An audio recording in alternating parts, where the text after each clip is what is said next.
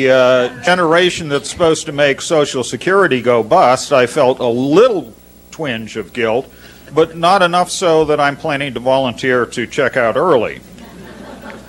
I was also reminded of a plaque which hung in my grandmother's kitchen, and actually my great-grandmother's kitchen in Vermont. And it seemed quite relevant to the topic. It was called Why Worry? And it listed, some of you know this, I think, okay. It listed a series of questions, and really it said, you only have two things to worry about. You either have your health or you're ill. If you have your health, you have nothing to worry about. If you're ill, you have only two things to worry about. You will get better or you will get worse. If you get better, you have nothing to worry about. If you get worse, you only have two things to worry about. You're either going to live or you're going to die. And if you live, you've got nothing to worry about. And if you die, you've only got two things to worry about. Okay? You're either going to heaven or you're going to hell. And if you're going to heaven, you got nothing to worry about. And if you're going to hell, you'll be so darn busy shaking hands with all your friends, you won't have time to worry.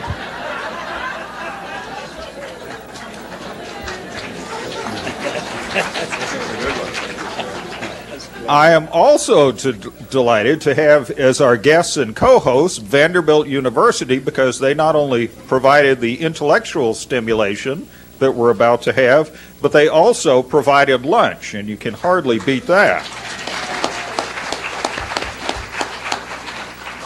Let me introduce to you the person who will introduce the introducer to the speaker, Mary Pat Teague, who is the Assistant Director for Community, Neighborhood, and Government Relations for Vanderbilt University. Mary Pat? Thanks, Bruce. At Vanderbilt, we all know that there's no way to follow and act like Bruce Farrar, and we really don't even try, because he's just tremendous, and really appreciate that. But anyway, I'm here today to welcome you on behalf of Vanderbilt University, and in particular, Mike Schoenfeld, our Vice Chancellor, who was unavoidably detained on campus today and sends his regrets for not being here. But also, before we go on, I do want to say that as we embark on our 5th year of the Thinking Out of the Lunchbox, want to take this moment to thank the Public Library, who've been a partner that we could not even imagine that would work out as well as it has. When we started, we thought if we had 100 people in a room, it would be a huge success. And for the past 4 years now, it's been a capacity crowd once a month for throughout the academic year, and that's great. And Donna Nicely and Bruce Farrar have really opened up the doors to us here, and we really appreciate that.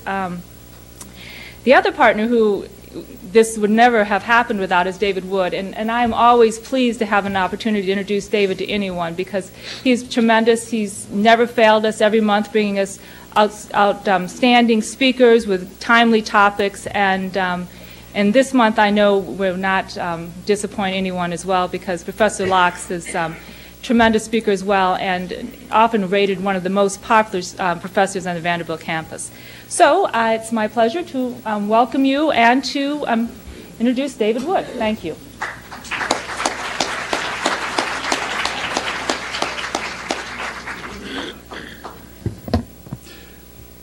Thanks, Mary Pat. And it's true, about just over 5 years ago, I remember sitting down with you guys talking about what we might do at the library, and we were just imagining, getting a couple of dozen people coming along to these things, and this is what happened. I'm just grateful that the room is no bigger.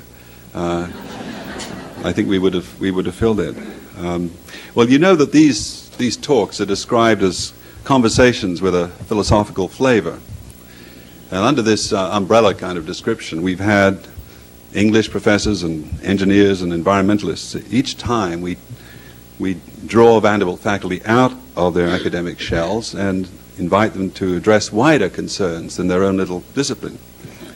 But today we don't need to coax our guest to be philosophical, for he is a philosopher, indeed a very distinguished philosopher, my friend and senior colleague John Lachs. And when I say he's distinguished, this is not just polite praise. John holds a PhD in philosophy from Yale, and he's the Centennial Professor of Philosophy at Vanderbilt. He's had a stellar teaching career. He's had many awards for teaching excellence, Vanderbilt's Alumni Education Award, and he was given the Herbert Schneider Award for lifetime contributions to American philosophy. He's been president of the Society for the Advancement of American Philosophy, president of the C.S. Peirce Society and the Metaphysical Society of America, and he's had over 20 grants from organizations like the American Philosophical Society and the National Endowment for the Humanities. He's a force of nature, really. He's been a consultant to over 100 colleges, universities, and organizations. He's delivered hundreds of lectures to educational institutions and civic groups, and churches around the United States, and he's often to be heard on radio and television.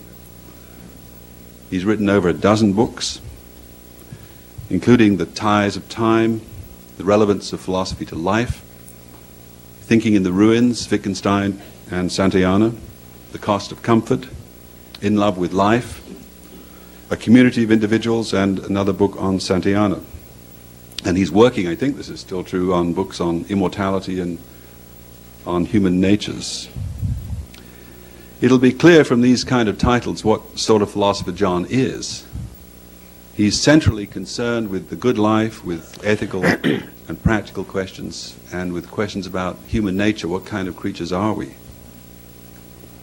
Not long ago, he introduced a new college president with the following words.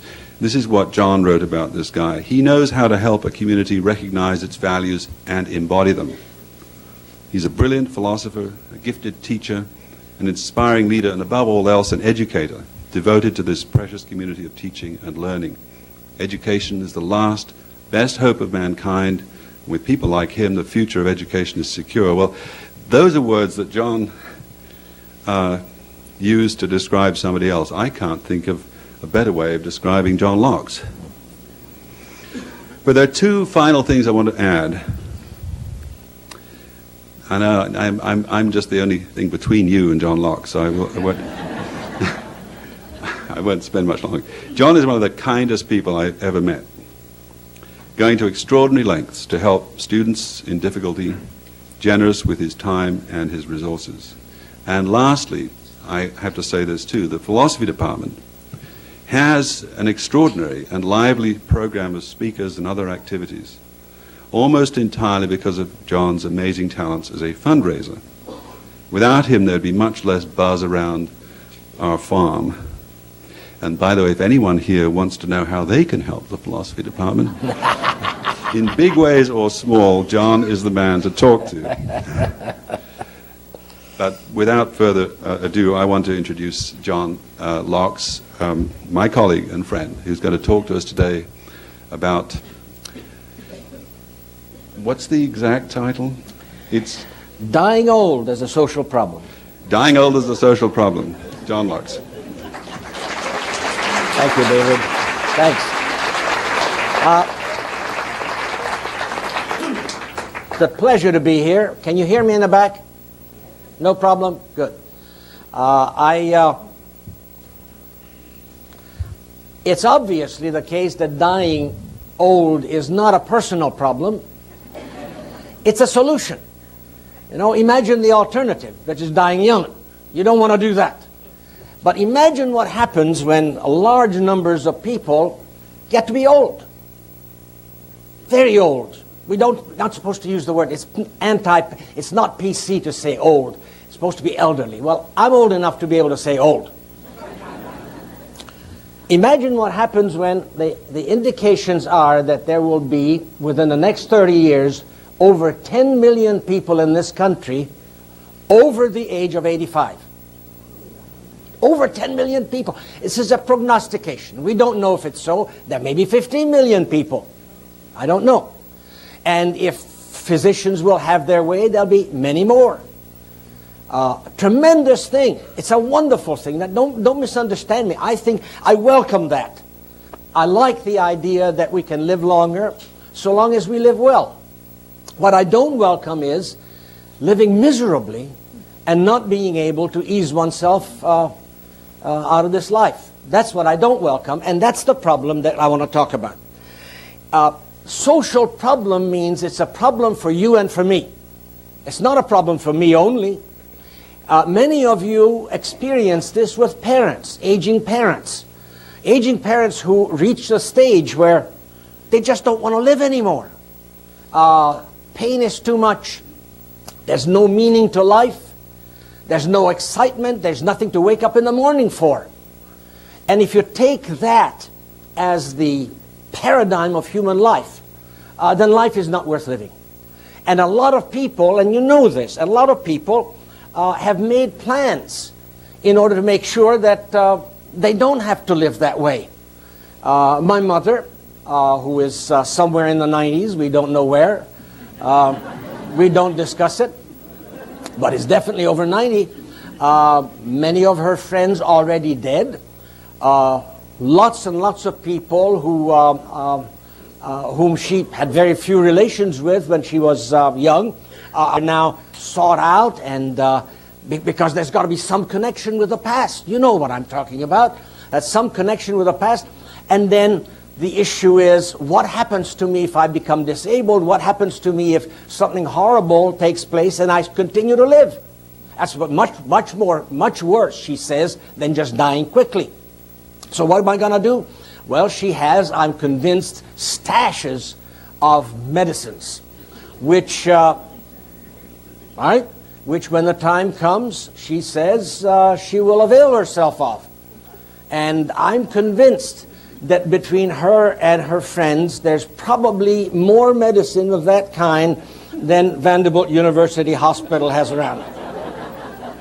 And what happens is, believe me, what happens is that this gives her a sense that she's in control of her life. This gives her the sense that somehow I know what I'm going to do when the time comes that I've got to do something. Now, that's okay. But it goes against the laws. It goes against our intuition. It goes against the kind of belief we have in the importance of life, in sustaining life. And our attitude right now is still that everybody can be cured, everybody can have some kind of a meaningful life. Now, I want to challenge that. I want to say that that's just not so.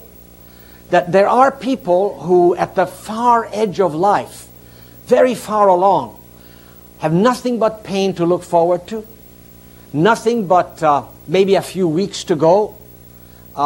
Maybe they're abandoned, maybe they're in nursing homes. They're in places where life does not flourish.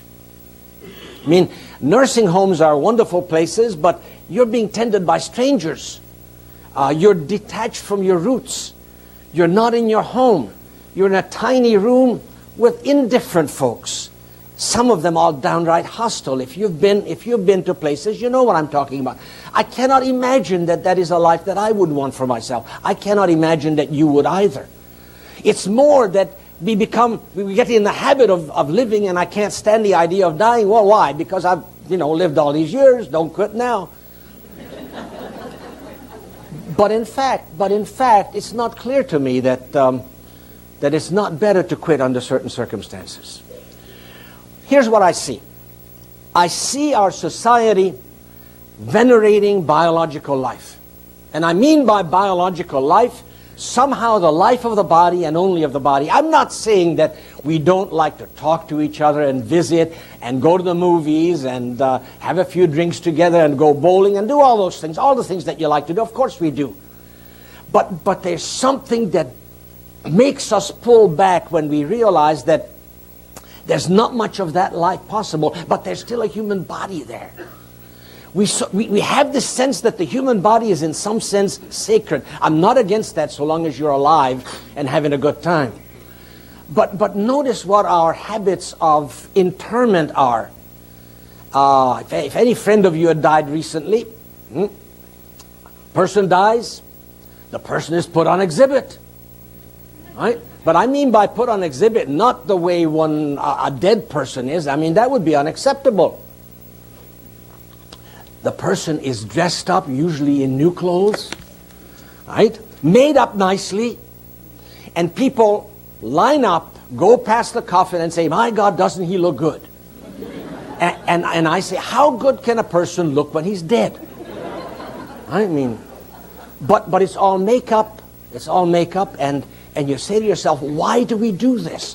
What is there? Is there a human being there? No. There's no human being there. There is the material residue of a human being. But if you are a religious person, you can't believe that that's a human being. You've got to believe that what we're dealing with is a soul as a human being. And a soul as a human being is not the same as the body. If you want to use old-fashioned language, philosophers like old-fashioned language, you'll say the soul has fled. The soul has left the body. It's only the body there. It's a gravitating heap. That's all. And nevertheless, we take the attitude of, well, there he is. Witness the language. There he is. No, he isn't there. He isn't there. But we say that there he is. Okay.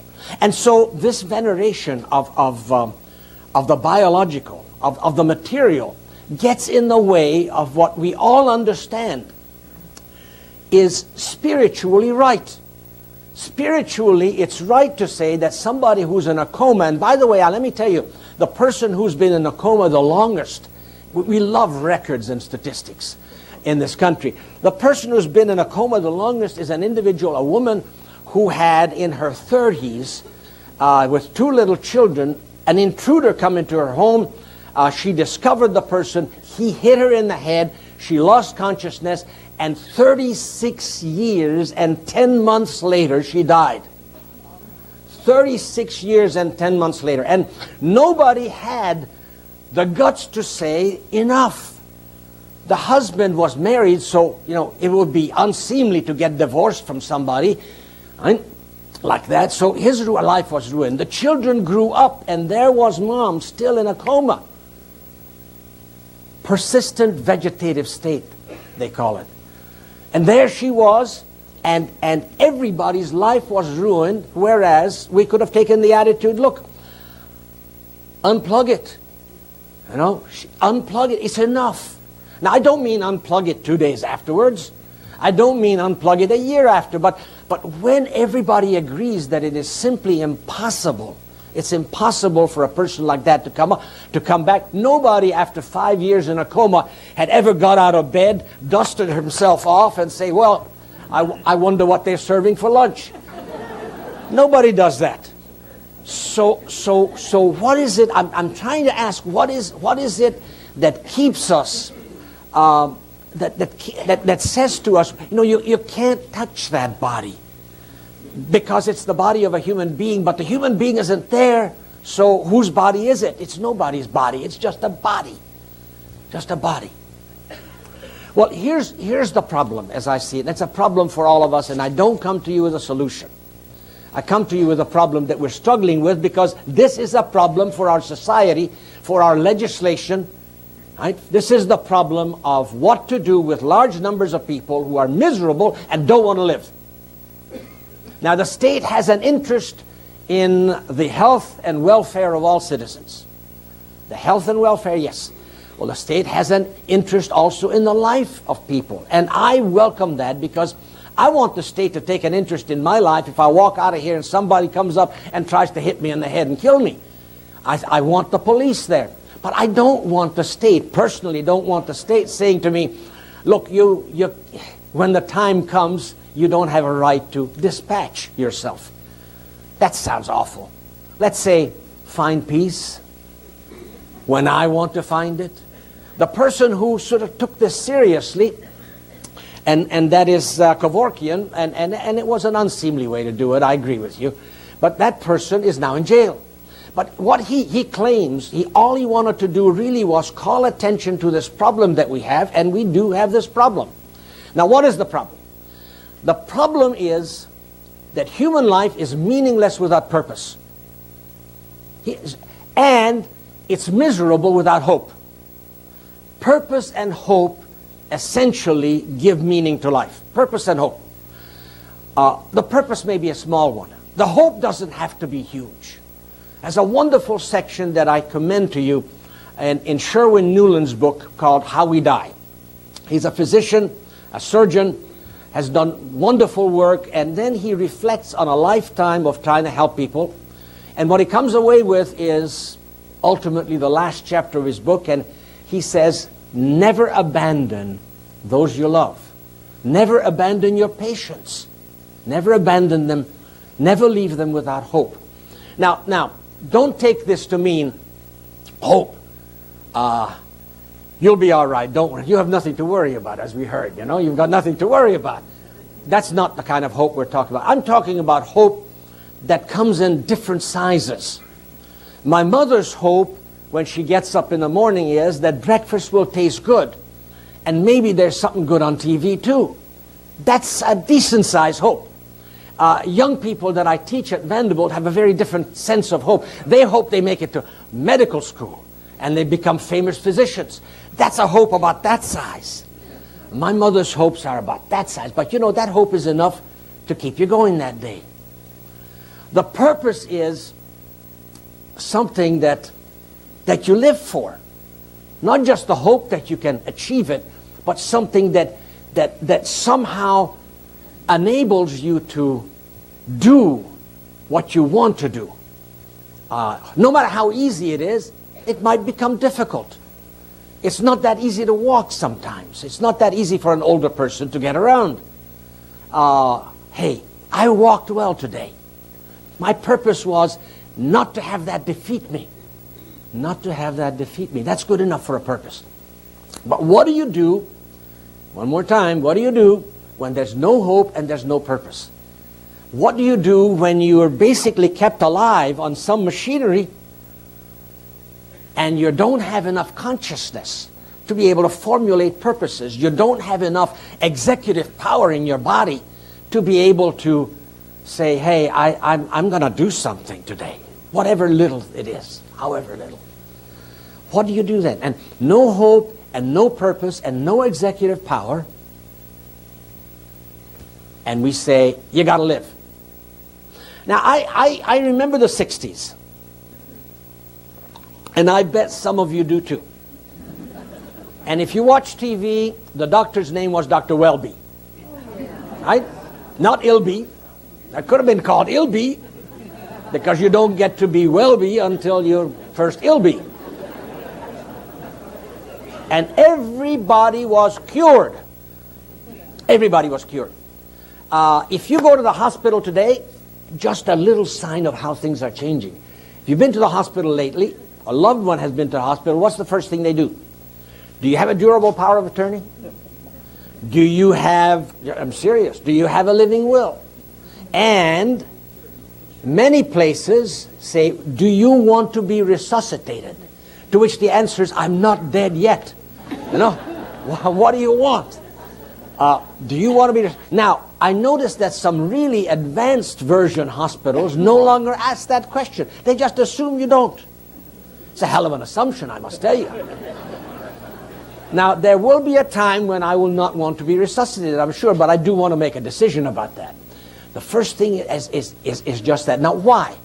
Because I think there's slowly growing recognition that we have a problem of a very large number of people, not well, who may not want to continue to live.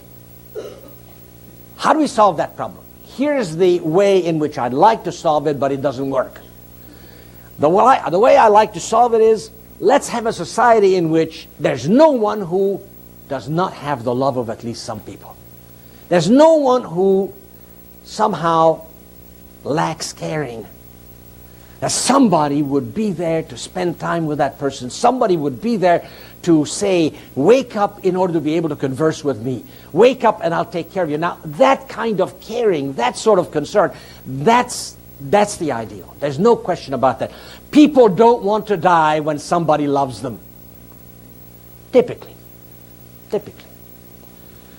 But, look, we got the nuclear family.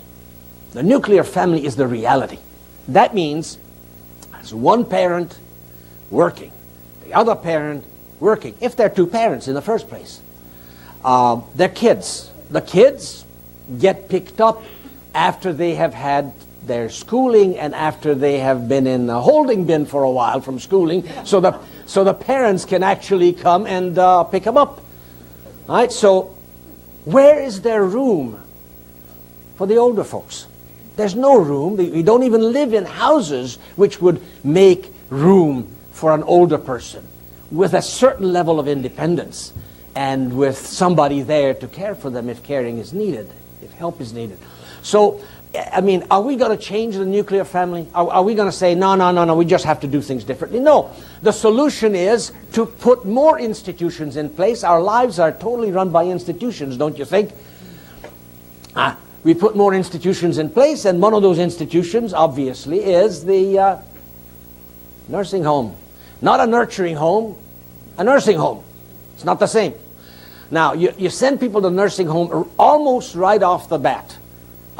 You've stripped them of meaning and hope. Almost right off the bat. And yet, where are you going to send them? There isn't any other place. You know, there aren't any people with the time. Everybody is busy. Nobody wants to look that way back. And you know, the outcome of this is that children grow up with no sense, our children grow up with no sense of what it means to grow old, how you deal with that, what it means to be ill, unless they've got their little illnesses, but that's not illness. I'm talking about chronic illness. Children grow up not really understanding 2/3 of life. You know, they understand play, and they understand that when you're an adult, you're busy. Right? And all the rest of it is a mystery. And they don't understand what's going on, and they'll never learn until they have to take care of their parents, in which case they will not learn because they put the parents in some kind of a home and say, well, we wash our hands. Remember, we visit you almost every week for about 10 minutes. So we're not going to go that way. We're clearly not going to go and change our means of living, our way of raising families. We're not going to change that. What will we change? I think what we will change, if you let me be a prognosticator, remember that a prognosticator is somebody who actually has a good record in predicting what will happen, and I don't. And therefore, you can disregard what I'm going to say in about a minute. I think what we're going to change is our laws with respect to suicide. Oregon's done it. It's now been upheld. Other states will do it. And it will be done grievously. It'll be done grievously because, you know, if you got a little money and your children may want some of that money, they'll say, well, do you really need to use it up? I mean, really have to live all these years? You really have to. If you have to, it's okay. But, you know, if you could get away without that, it'd be better. And you laugh, and I laugh, but it ain't funny, let me tell you. That gets to be very serious very quickly. So I think we're going to change the laws, and I think it's appropriate to change the laws. We've got to ask ourselves, why do we not respect the choices of people who make choices about their lives, how to lead their lives, and how to end their lives? They make those choices, and I think we simply have to respect that. Is that going to happen anytime soon? I don't think so. But I think it's clear that it's happening. It's happening in a very unhappy way in Holland. If you followed the Holland experiment, the Dutch experiment, some people seem to be dispatched without their really wanting to be dispatched. It takes two physicians. There may be reasons why physicians would sign on to this, and those reasons may not be good reasons. What I want to avoid at all costs is the idea that people are beginning to talk about, namely, that we have at a certain stage in our lives the duty to die. Now, Governor Lamb of Colorado, he was not the governor at that point anymore, and I don't think he's run for office since then. He couldn't be. I think people told me he couldn't be elected dog catcher anywhere at this point, after having said that after a while, people have lived long enough, it's their duty to die. Now, I think that's pretty sick. I don't want a duty to die, but I want to have the right. I want to have the right to say, When the time comes, not when I'm sitting in the chair of a dentist and he's drilling away and the Novocaine wears off and say, I wish to God I'd be dead. He says, okay, I don't want that. That I don't want. But I do want to have for myself the right to say that under certain circumstances, when it's appropriate, when I'm old enough and sick enough and there's no more hope and there's no more purposes, I'm finished. Hey, it's okay to be finished. There's everything that human beings do. It's all right to finish it. And when you're finished, you're finished. And you decide when you're finished. Nobody knows it as well as you do. Nobody knows it as well as I do when the time comes. I hope that's so. So I think changes are coming, folks. They're coming. They'll be upon us. We need to adjust to that. And I think those of you who share my belief that we need this right need to push and say, we want to have that sense of autonomy. We want to have that sense that we can determine who we are, what we do, how long we live, how we die, all of that we want. And I think it's appropriate for us to have that. Thank you very much.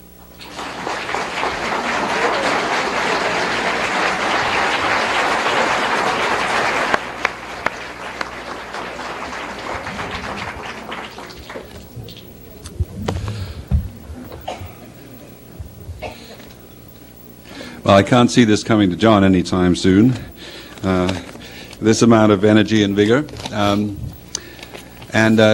I got a few questions I'd just like to put to him before we open this to the floor. And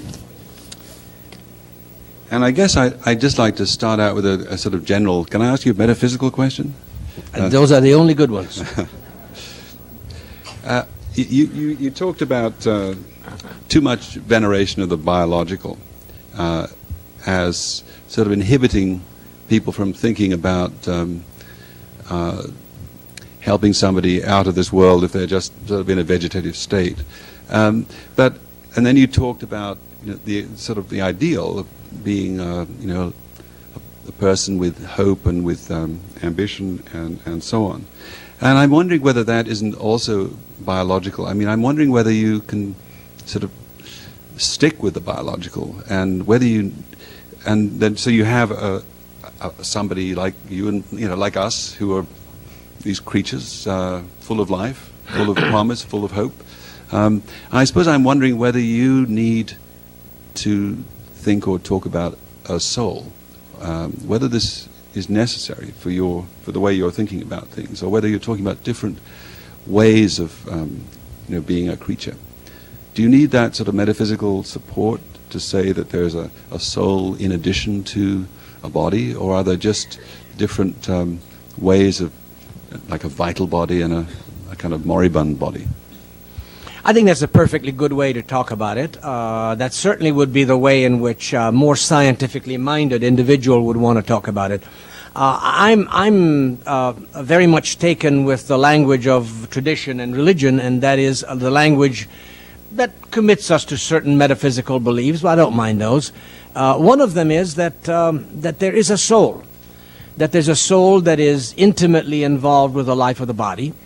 I mean, this goes back to the Greek. Plato said that the soul is nothing else but that which animates the body. It's the difference between you stretched out dead as a corpse and you waltzing around with Matilda.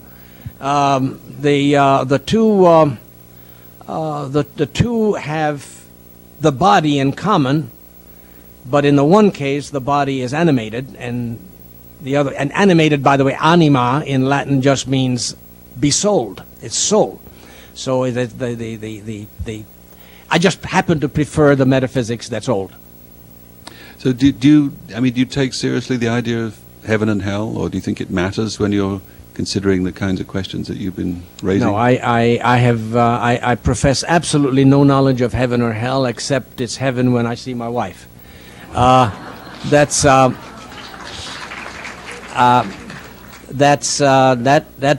I know. But it's not somewhere in the transcendent realm. I know nothing about that, and it's too easy to think of of what the source of such beliefs might be, and thereby to debunk them. So I don't. Particularly do I not believe that there's a hell other than other people, as Sarge said. Well, let me ask you then, just was one more question on this. That I remember once trying to write something about suicide, and I started reading Kant, the German philosopher Immanuel Kant, and he said that what was wrong with suicide was that you didn't own your body, and it wasn't, you could imagine, throwing out your chair if it's yours. You can dispose of it, or your shoes. But he said not only shouldn't you kill yourself, but you shouldn't even chop your arm off or your finger off. It's not yours to. And I thought that was an interesting argument, because when you think about your relation to your body, it is weird to think that you own it. Your living body are the things that is the thing that owns other things. How can you own your body? And I thought maybe he's got a point, that we don't own our bodies, so we can't stop it or chop it up. Or what do you think? But there's a metaphysical point behind that, namely, you don't own your body because God does. That's right. God gave it to you, and thus you have no right to discard it. I think that's bad thinking, because let's suppose that we take seriously the idea that God gave us the bodies. It was a free gift. Does that mean that you can never throw away anything that's a free gift? That would put our houses in awful shape. Imagine all the garbage that we collect from bad Christmases, and all of those were freely given, but you can't throw it away. You've got to store it. At some point, you see, if it's given to you, and in fact, the very idea of it being given to you leads to the notion that it's yours at this point. So if it's yours, then you do with it what you responsibly want. Okay, well, let's get on to the real, I think, the serious social question that you were discussing. And it's the slippery slope argument, the obvious problem that if you, say, legalize euthanasia, and it's a question you raised yourself, and it seems to me the most serious one.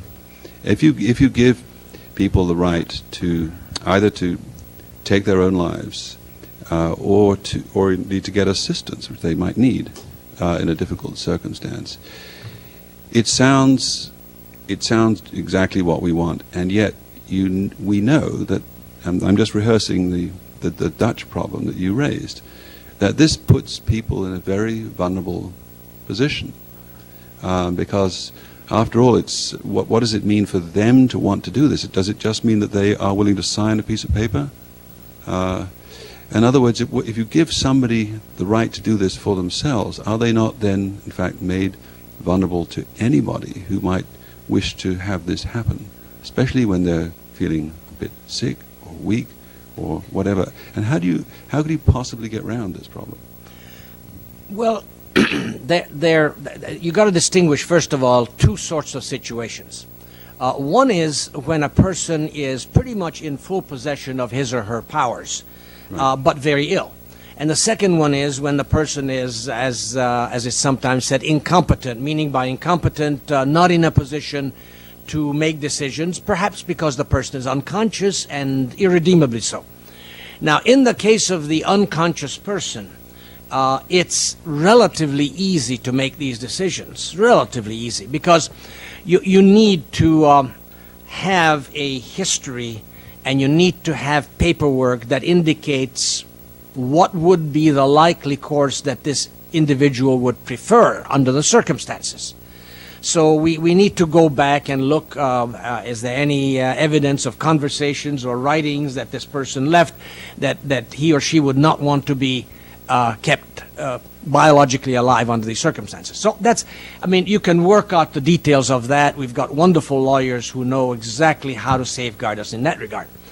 It's in some ways easier when you are fully in control of yourself, because you can change your mind. You may have said, I wouldn't want to live under these circumstances, and you have to be asked now, how about now? And the answer may be, and this has happened, the answer would be, get that syringe away from me. I'm living. I'm going to be all right. You simply have to listen to the person when the moment comes for that decision. And it's particularly important that family members and strangers not have a say in that. I am glad you said that, because when we usually talk about family members, we think of the loving people around you. Yeah. But obviously they often are loving people around you, but they may not be. They may not even know what motivates them. Right. Like the rest of us, we don't sometimes know what motivates us. Well, I was fascinated that you started recalling the 60s, John, because I remember that wonderful line, which is that if you can remember the 60s, you weren't there.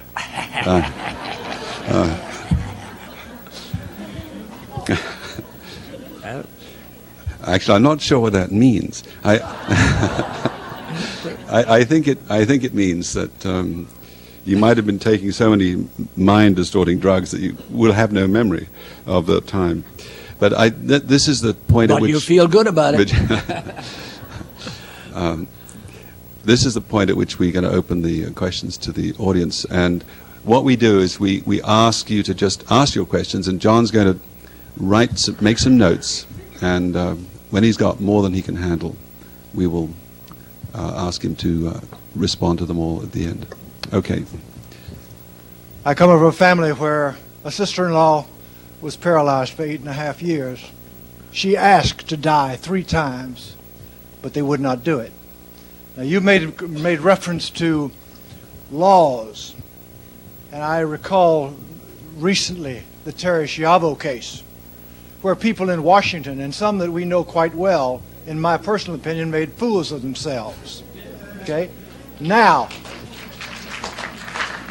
do you really believe that we can come up with laws that are going to change the attitude toward this? For if we do not, I think we're in serious trouble for those of us who will be over 85 10 years from now. And I'm one of them.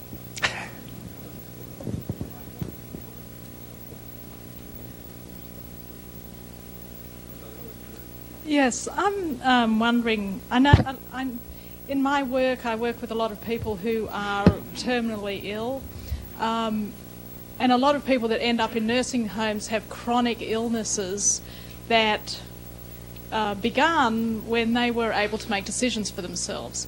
So my question is, would it be helpful to encourage the medical community to increase spiritual and emotional care when people get sick at a younger age, to help the whole family deal with their illnesses as it comes up, so that we're not at the end of life with chronic illnesses, people are in nursing homes, aren't able to make decisions, if that makes any sense. Okay. Yes, we... After living in Japan for 2 years, I've seen and other places, I've seen old people running their worship. They're taken care of. They're loved. They're not tied off to these little cells that the Americans put them into. Is it too idealistic to hope that we could perhaps improve this so we're not taking care of such a horrible way? Okay, this gentleman over here. It seems, is this on? Okay. Yes. It seems to me that one of the greatest problems we have in this area is dealing with fundamentalist Christians who have the concept, as you talked about, that the body is so important as long as the least bit of life in it. How do we deal with these people? Well, we may have people here. There's a... What, at the back there? Is that right? Is there a lady at the back? Yes. Am I on? And then you, sir. Am I on? Yours.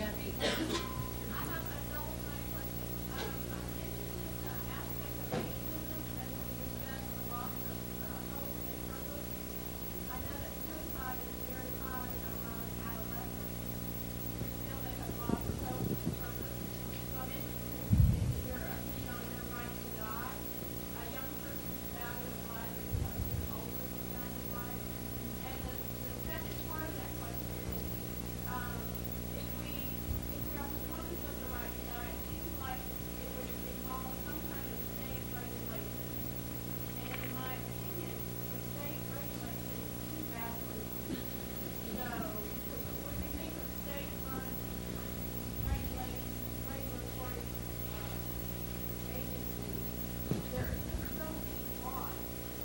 I'm a proponent of the right to die for the elderly and those who are not comfortable.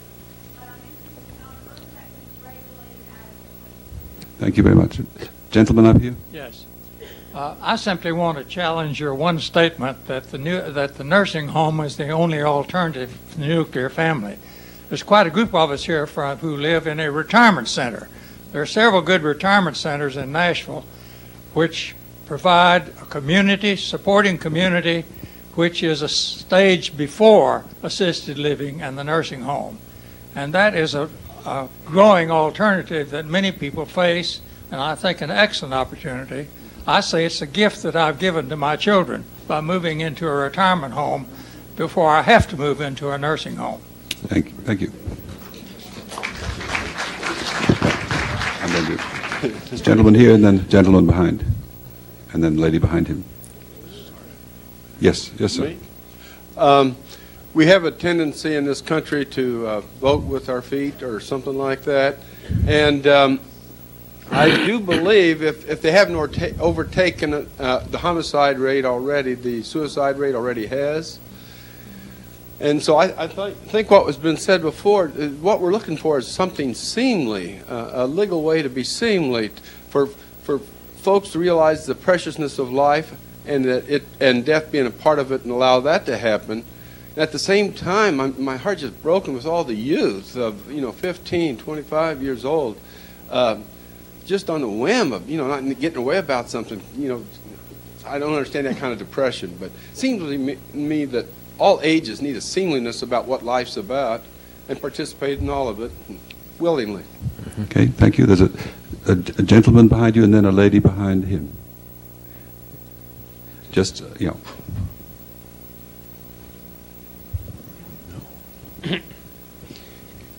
In the present medical system, there is a way for doctors to assist the person to die. It's very subtle, and everyone agrees on it, but they'll just say, would you rather not continue the support and withdraw it? I think that's going on all the time. Okay. Mm-hmm. It seems to me in our present healthcare system where we have Medicare, where you really don't ever have to make these decisions because it's always paid for. And if we were in a society that didn't have government health insurance, where you did have some real, people would face these issues with chronic illnesses, I think, a lot earlier, and kind of avoid a lot of the suffering and unnecessary surgeries that go on because doctors don't want to be sued, and they're going to be paid anyway, whether they perform the surgery or not. Okay, I think we got maybe time for 2 more questions. You got a capacity for 2 more? Yeah. Yes. I come from a fairly long-lived family. I'm blessed in that. My mother, as yours, is in her 90-somethings, and I wonder, she's now suffering from dementia and is at the point where she is incapable of forming the intentionality to choose to end her life. And I wonder if you have any thoughts on how that whole area might be addressed. You got so many questions here. Is there a lady here? Yes. I just want to say that I want everybody to take a good look at me, because if I die when I get out of here today, I want you to know whatever happens to my brain, or you run over me, or he hits me, or whatever, if I'm not with it, I'm going to live. I want to live as long as a bear hibernates, a black bear. Because when I was a little child, my brother wouldn't let me ride his truck wagon. I ran off, got in the hole with a black bear, a dirt cave with a black bear, and he'd been asleep all winter. And I woke him up, and he went, "Rah!" But he didn't eat me. And I've always thought, when I see people getting ready to die, I wish you could live as long as a black bear can hibernate all winter, and then think about it. And that's my story for the day. Thank you very much. Okay, I've got our last question back here. And the rest of you are going to have to talk to John afterwards. Yep. Lord, I don't know how I can follow that. I'm really fascinated with what you said about the veneration of the biological.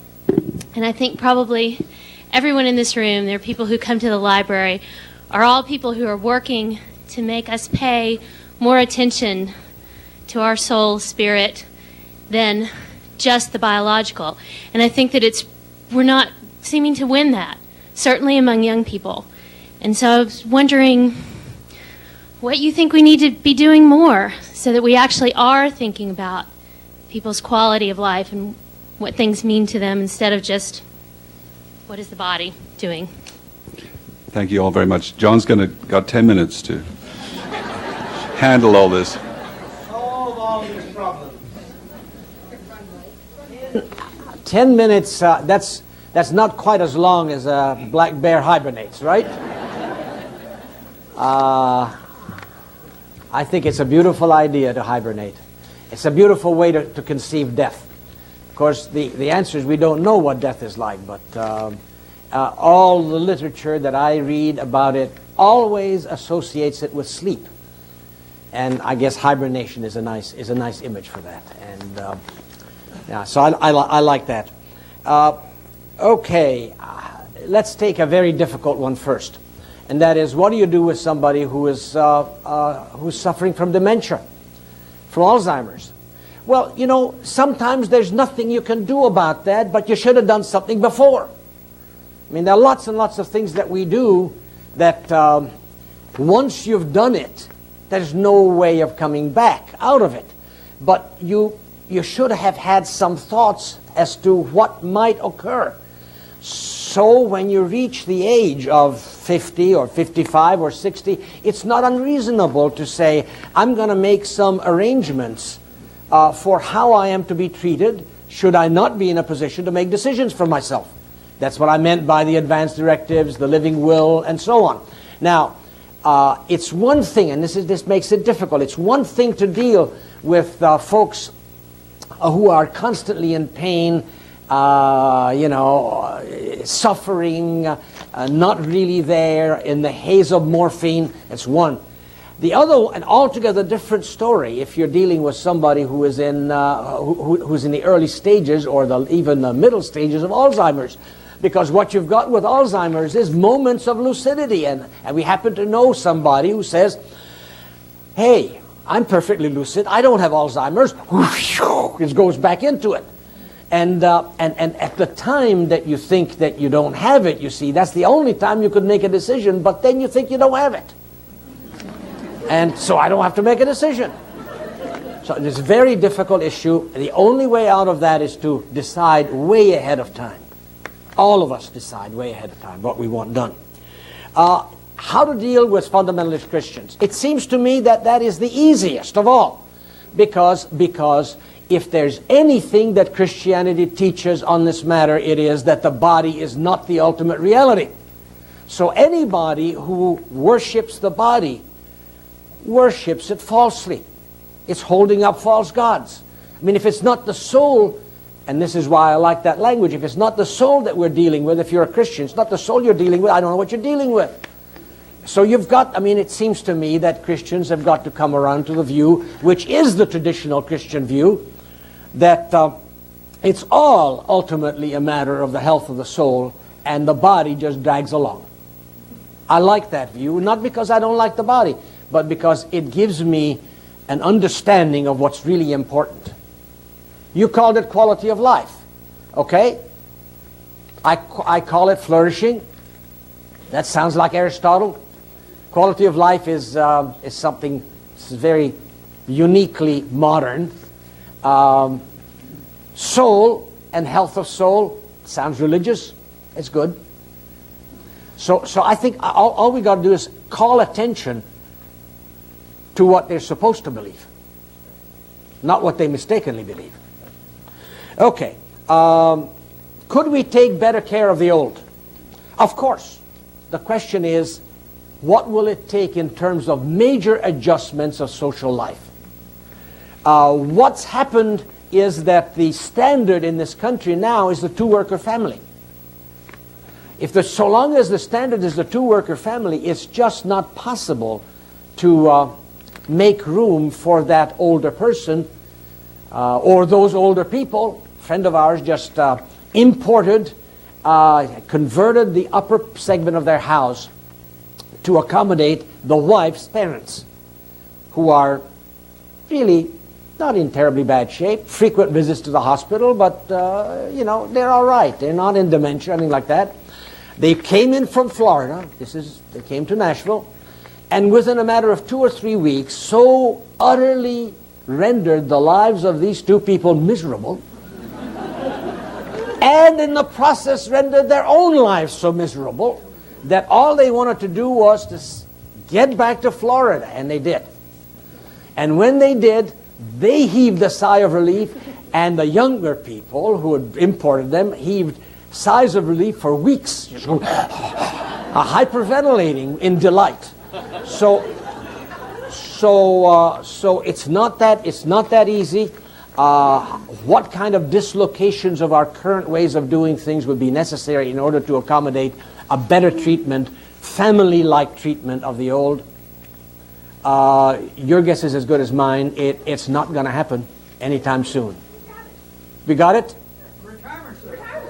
Well, that's before you fall seriously ill. Sure, I don't have any problem with that. But what happens when you fall ill? Okay. I'm glad you enjoy it. I'm not talking, Gene, I'm not talking about what happens sort of on the way to the stage where you feel you've lived too long. Because obviously when you go to the retirement home, you make new friends. And there's social life there, and that's important. Lots of people can't afford it. Let's focus on that. Lots of people can't afford it. And lots of people, when they fall ill, no longer have the benefits of that community. Okay, let me see if I can. Okay, adolescent suicide, a tragedy. The last thing that I would ever be thought to champion is suicide for the young. Suicide for the young is the result of a terrible mistake. It's nothing but a mistake. Because so she jilted me. Okay. I'll find somebody else. She's not the only person in the world. The idea that there's only one person that you could ever marry and be happy with is pretty nuts. It doesn't mean that one isn't particularly right. It just means that there might be others. So I'll find somebody. But it's very difficult to catch them at that moment. Now, what's behind that? I think what's behind that is a failure of the community that sustains us. The community of young people somehow is not quite as adept at giving support as somewhat older people are. My wife's been ill, and the amount of support that we have had has been incredible. Young people don't quite always do that, and so the suicide is an easy way out. There are lots of things that we need to do there to stop that. It's a tragic mistake. Yes, we should have seemly ends, whatever seemly means in that context. I think that the end we should have ought to involve a celebration of our lives. Not a grief over the fact that we've run our course. Everybody and everything in the world is limited. Everything about human beings is finite. So accept the fact that we go a certain distance, and if we're lucky, we go a long distance. And at the end of it, you say, it was a good run. And you celebrate, and your friends celebrate it, and that is so satisfying. And then you're ready to go. And you ought to be ready to go anyway. But without that celebration, you don't have the sense that you belong in a community. And without belonging in a community, life is worthless. Just worthless. Okay. Depression. Now, two views of depression. Lots and lots of people take the attitude that depression fundamentally distorts our view of reality. Some few people, for instance, Schopenhauer, the great pessimist of the 19th century, says only depressed people see reality the way it is.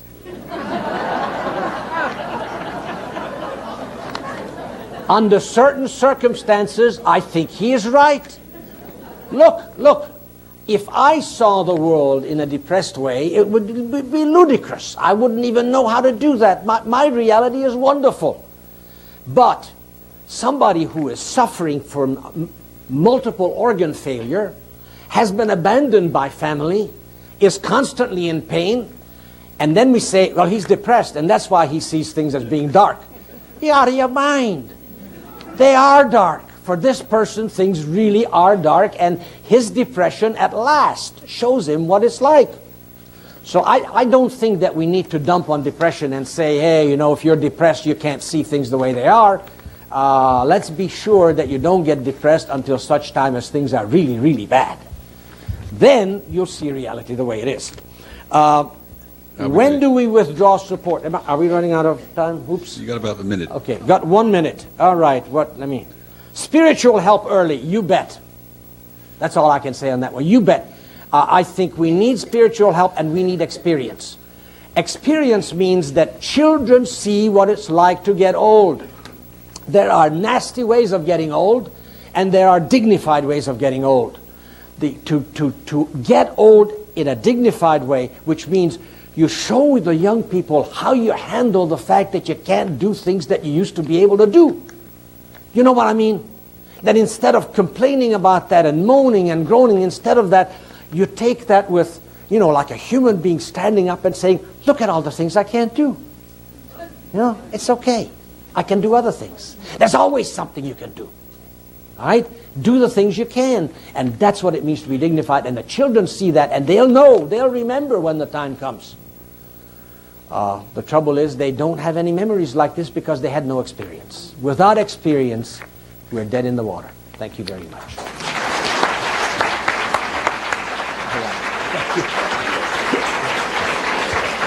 Thank you, John, and come back, y'all, next time. Thank you. All right.